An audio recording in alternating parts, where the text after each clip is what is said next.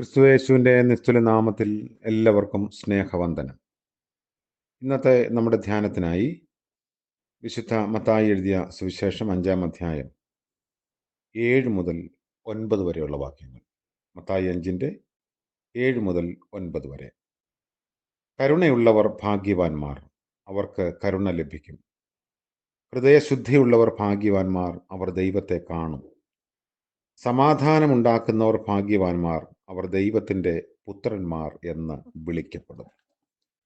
കർത്താവിൻ്റെ അതിപരിശുദ്ധ നാമം വാഴ്ത്തപ്പെടട്ടെ. ഭാഗ്യവചനങ്ങളിൽ ഏറെ ശ്രദ്ധേയമായ 3 കാര്യങ്ങളാണ് ഈ വാക്യങ്ങളിൽ നമ്മൾ കാണുന്നത്. കരുണയുള്ളവർ ഭാഗ്യവാന്മാർ.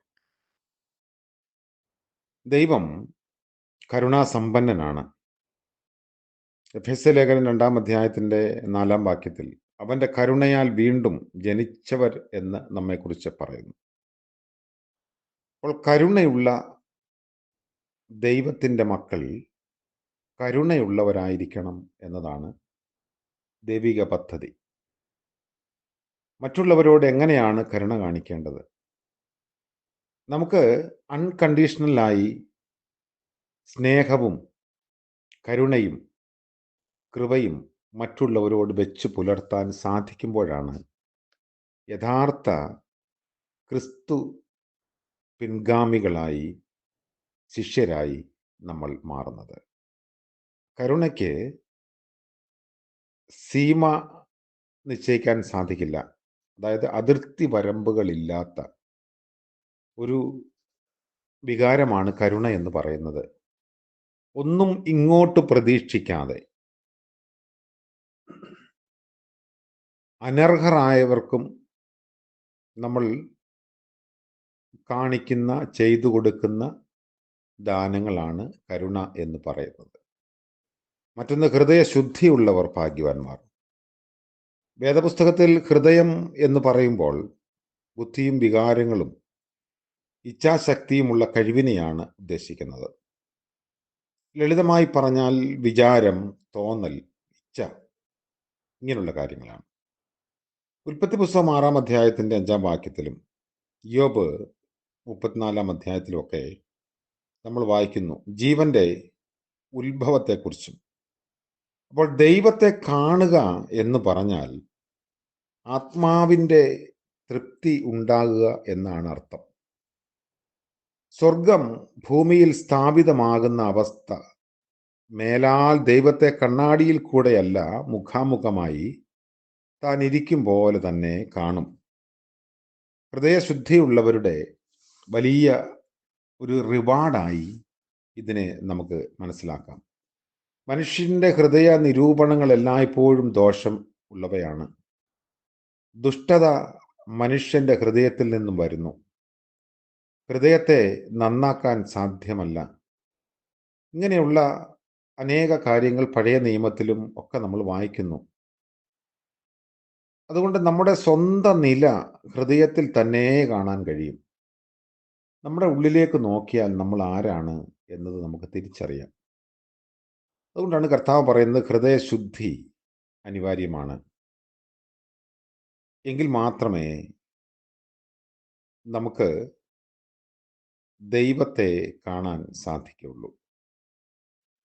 മനുഷ്യൻ്റെ ഹൃദയ നിരൂപണങ്ങൾ എല്ലായ്പ്പോഴും ദോഷമുള്ളവയാകുന്നു എന്ന് ഉൽപ്പത്തി പുസ്തകം 6-ാം അധ്യായത്തിൽ വായിക്കുന്നു. അതുകൊണ്ട് മനുഷ്യനൊരു പുതു ഹൃദയം ആവശ്യമാണ്. പുതു ഹൃദയം നമുക്ക് നൽകാൻ കർത്താവ് മനുഷ്യനായി ലോകത്തിൽ പിറന്നതിൻ്റെ ഓർമ്മകൾ പങ്കുവയ്ക്കുന്ന നാളുകളിലാണ് നാം ഇപ്പോൾ കടന്നു പോകുന്നത്.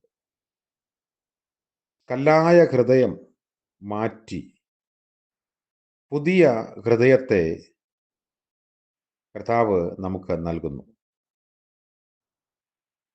പഴയതിന് വചനത്താൽ വിള്ളലുണ്ടാകുന്നു, രണ്ടാമത്തേതിന് കുത്തുകൊള്ളുന്നു. അപ്പോസ്തലപ്രവൃത്തി 5-ാം അധ്യായത്തിലൊക്കെ നമ്മൾ അങ്ങനെ വായിക്കുന്നു. അപ്പോൾ ഹൃദയം വിശ്വാസത്താൽ വിശുദ്ധമാക്കപ്പെട്ട് ഹൃദയശുദ്ധിയുള്ളവർ ദൈവത്തെ കാണുന്ന ഭാഗ്യശാലികളായി മാറും. എന്ന് കർത്താവ് തൻ്റെ അനുവാചകരെ ഓർമ്മിപ്പിക്കുന്നു. ദൈവത്തെ കാണാനുള്ള ഒരു വഴിയാണ് ഹൃദയശുദ്ധി എന്ന് പറയുന്നത്. 9-ാം വാക്യത്തിൽ സമാധാനമുണ്ടാക്കുന്നവരുടെ ഭാഗ്യാവസ്ഥയാണ്. നീതി സമാധാനത്തിലേക്ക് നടത്തുന്നു. ദൈവം സമാധാനത്തിൻ്റെ ദൈവമാണ്. ക്രിസ്തു നമ്മുടെ സമാധാനമെന്ന് എഫെസ്യലേഖനം 2-ാം അധ്യായത്തിൽ വായിക്കുന്നു. അവൻ ഭൂമിയിൽ സമാധാനം സ്ഥാപിക്കാൻ വന്നു. അപ്പോൾ കർത്താവ് നൽകുന്ന ഒരു സമാധാനം നമ്മിലൂടെ മറ്റുള്ളവർക്ക് നൽകാൻ സാധിക്കണം. കർത്താവ് പറഞ്ഞല്ലോ, ലോകം തരുന്നത് പോലെ അല്ല എൻ്റെ സമാധാനം. റോമ സാമ്രാജ്യത്തിൽ നിലനിന്ന പാക്സ് റൊമാന എന്ന് പറയുന്ന, അതായത് മിലിറ്ററി ഫോഴ്സ് നൽകുന്ന സുരക്ഷിതത്വ സമാധാനമല്ല, പിന്നെയോ നിലനിൽക്കുന്ന സമാധാനം നിങ്ങൾക്ക് തരുന്നു എന്നാണ് കർത്താവ് നമ്മളോട് പറഞ്ഞത്. ഈ ഒരു സമാധാനം കാത്തു സൂക്ഷിക്കാൻ, നിലനിർത്താൻ നമുക്ക് കഴിയണം. ഒരു ശ്മശാന മൂകതയല്ല സമാധാനം എന്ന് പറയുന്നത്. അശാന്തിയുടെയും പ്രയാസങ്ങളുടെയും ഇളക്കങ്ങളുടെ ഒക്കെ മധ്യത്തിൽ എങ്ങനെയാണ് നമുക്ക് നിർഭയത്വത്തോടെ നിൽക്കാൻ സാധിക്കുന്നത്? അതിൻ്റെ പേരാണ് സമാധാനം. ഈ സമാധാനം കർത്താവ് നമുക്ക് വാഗ്ദത്തം ചെയ്തിരിക്കുന്നു. അത് പ്രാപിക്കുകയും പങ്കുവയ്ക്കുകയും ചെയ്യാൻ ദൈവം തമ്പുരാൻ നമ്മളെ സഹായിക്കട്ടെ. അതിനുവേണ്ടി നമുക്ക് പ്രാർത്ഥിക്കാം. കരുണയുള്ള ഞങ്ങളുടെ വാഴ്ത്തപ്പെട്ട കർത്താവെ, സമാധാനത്തിൻ്റെ ദാതാവായി അവിടുന്ന് ഞങ്ങളോട് കൂടെയുള്ളത് കൊണ്ട് നന്ദിയോടെ ഞങ്ങൾ അങ്ങയെ സ്തുതിക്കുന്നു.